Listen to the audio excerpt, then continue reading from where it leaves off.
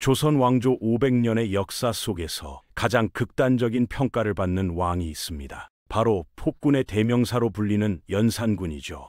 어머니의 죽음을 알고 복수의 눈이 멀어 조정 관료들을 무참히 죽이고 백성들을 괴롭히다 결국 폐위당한 비극적인 군주. 우리가 알고 있는 연산군의 모습은 대체로 이렇습니다. 하지만 조금만 생각해보면 이상한 점이 있습니다. 연산군 일기를 기록한 사람들은 누구일까요? 바로 연산군을 폐위시키고 중종을 왕위에 올린 반정 세력입니다. 그들에게 연산군은 반드시 폭군이어야 했죠. 그래야만 자신들의 반역 행위를 정당화할 수 있었으니까요. 오늘은 조선왕조 최초로 폐위된 왕인 연산군에 대해서 알아보겠습니다. 조선 왕조실록을 관리하던 사관들의 기록 중 연산군의 경우만 유일하게 실록이 아닌 연산군 일기로 남았습니다. 이는 그가 공식적인 왕으로 인정받지 못했음을 뜻하죠. 그만큼 기록 자체가 정치적 의도로 왜곡되었을 가능성이 큽니다. 연산은 성종 7년 1476년 12월 6일에 태어났습니다. 이미 성종이 장성하여 친정을 시작한 뒤였죠. 당시는 조선 건국 이래 가장 풍요롭고 안정된 시기였습니다. 게다가 성종의 둘째 아들인 진성대군은 연산이 13살이 되어서야 태어났으니 연산은 후계자 자리를 두고 경쟁할 필요조차 없었습니다. 온실 속 화초처럼 자란 셈이죠. 세자 시절의 연산은 지극히 평범했습니다. 보통 세자에 대해서는 후한 평가가 줄을 잇는 법인데 연산은 문종처럼 특별히 칭찬받은 일도 없었지만 양녕대군처럼 크게 말썽을 피운 적도 없었습니다. 흥미로운 건 성종의 교육 방식입니다. 성종은 자신이 왕위에 올랐을 때 무척 혹독하게 공부했던 사람이었죠. 어린 나이에 군주 수업도 제대로 받지 못한 채 갑자기 왕위에 올랐기에 6년 동안 매일 4번씩 경연에 참석하며 필사적으로 학문에 매달렸습니다. 그런데 성종은 아들 연산을 교육할 때는 정반대로 행동했습니다.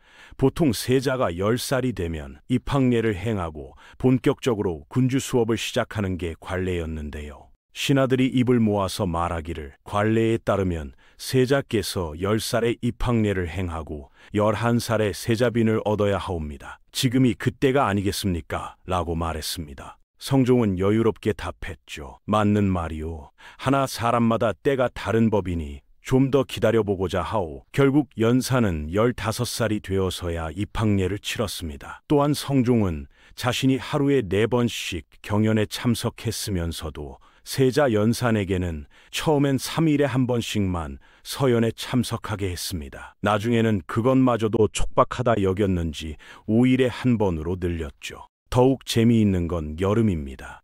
신하들이 더위를 걱정하며 경연을 줄이자고 건의하면 성종은 자신에 대해서는 이렇게 말했습니다. 내가 1분 1초를 아껴 학문에 힘써야 하는데 어찌 경연을 줄일 수 있겠소. 하지만 세자 연산에게는 달랐습니다. 날씨가 매우 더우니 여름 동안은 세자의 서연을 아침에 1번만 행하도록 하라. 우리가 아는 성종의 모범적인 모습이 꼭 자기가 원해서만은 아니었던 것 같네요. 하지만 이렇게 여유 있게 교육받았다고 해서 연산이 무능했던 건 아닙니다. 연산을 가르쳤던 관료 중에는 훗날 중종에게 연산이 세자 시절 꽤나 총명했다고 증언한 사람도 있었으니까요. 연산은 왕이 되어서도 학문의 깊이가 문제되는 경우는 거의 없었습니다. 평범한 관료 정도의 학문은 충분히 갖추고 있었던 거죠. 다만 세자 시절 연산의 기록 중 특이한 점이 하나 있습니다. 바로 잔병치레가 잦았다는 것입니다. 연산은 세자 시절부터 얼굴에 종기가 나고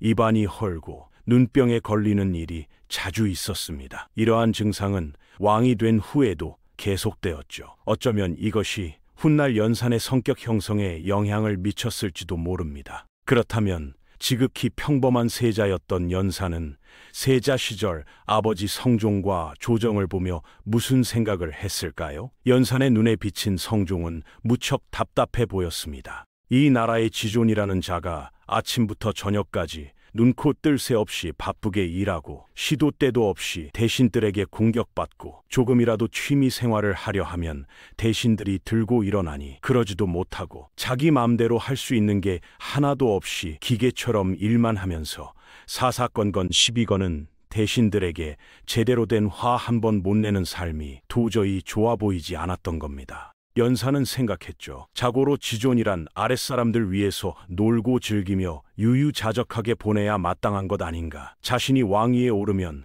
사사건건 왕에게 시비 거는 못된 관료들을 전부 제거하고 자신은 이 나라의 지존답게 놀면서 지내야겠다는 생각을 했던 것 같습니다. 그렇게 세자 시절을 보내고 아버지 성종이 죽자 20살의 나이로 왕위에 오른 연산군. 우리가 익히 알기로는 연산은 이때까지만 해도 친어머니의 존재를 몰랐다고 알고 있습니다. 성종의 묘지문을 작성하던 중 패비 윤씨의 존재를 알게 되었다는 거죠.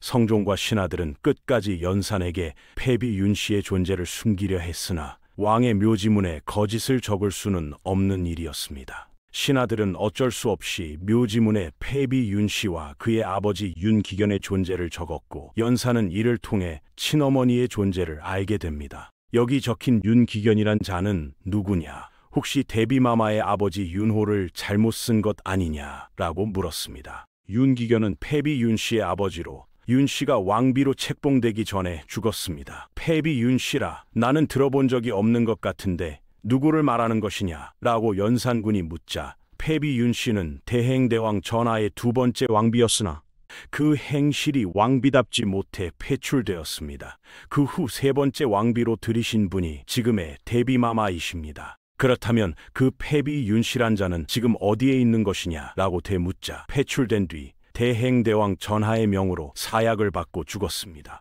연산의 목소리가 떨렸습니다. 그런데 어찌하여 나는 그 여인에 대해 아는 것이 하나도 없는가? 패비 윤씨는 전하의 친어머니이기에 대행대왕께서 그 존재를 숨기려 하셨습니다. 그렇게 친어머니 패비 윤씨의 존재와 그녀의 죽음에 대한 진실을 알게 된 연산은 그날 슬픔에 잠겨 식사도 하지 않았다고 합니다. 그런데 과연 연산은 정말로 패비 윤씨의 존재를 몰랐을까요?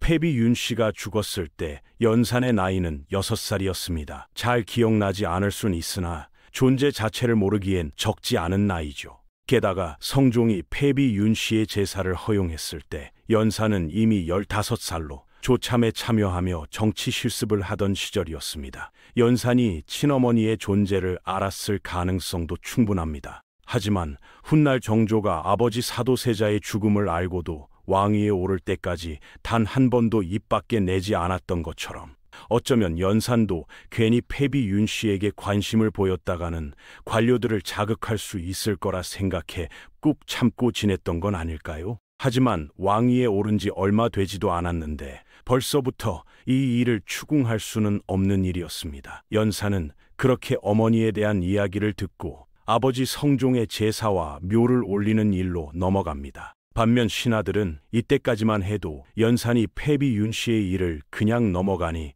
별 문제가 되지 않으리라 생각했던 것 같습니다. 당장 이보다 중요한 일은 새 왕을 성종과 같은 왕으로 만드는 것이었으니까요. 대신들은 성종 때 했던 것처럼 강력한 비판과 견제를 통해 연산의 군기를 잡으려 했습니다. 그런데 이제 막 왕위에 오른 연산은 아버지 성종과는 전혀 다른 태도로 나왔죠. 연산은 세자 시절부터 품어왔던 생각을 실행에 옮기기 시작했습니다. 신하들의 끊임없는 간언과 견제에 순응하며 살았던 아버지와는 달리 연산은 왕의 권위를 되찾으려 했습니다. 하지만 이것이 훗날 무오사화와 갑자사화라는 피해 숙청으로 이어질 줄은 아무도 몰랐습니다. 연산이 보기에 자신은 당연한 권리를 찾는 것뿐이었지만 신하들이 보기에 연산은 폭군으로 변해가고 있었던 겁니다. 결국 연산군은 조선 역사상 최초로 폐위당한 왕이 되었습니다. 그리고 역사는 그를 폭군으로 기록했죠. 하지만 과연 연산군은 정말 단순히 어머니의 복수에 눈먼 폭군이었을까요? 어쩌면 연산군은 왕권과 신권 사이의 균형이 무너진 조선 정치 구조의 희생양이었을지도 모릅니다. 너무 강력한 신하들의 견제 속에서 왕으로서의 권위를 되찾으려다 실패한 비극적 군주였던 거죠. 역사는 승자의 기록입니다. 연산군 일기를 쓴 사람들은 반정 공신들이었고 그들에게 연산은 반드시 폭군이야 했습니다. 그래야만 자신들의 행위가 정당화되니까요. 오늘날 우리는 연산군을 어떻게 평가해야 할까요? 여전히 폭군으로만 기억해야 할까요? 아니면 시대의 희생양으로 이해해야 할까요? 정답은 없습니다. 다만 역사를 볼 때는 항상 기록자가 누구인지, 그들의 의도가 무엇이었는지를 함께 생각해 봐야 한다는 교훈을 연산군은 우리에게 남겨주고 있습니다.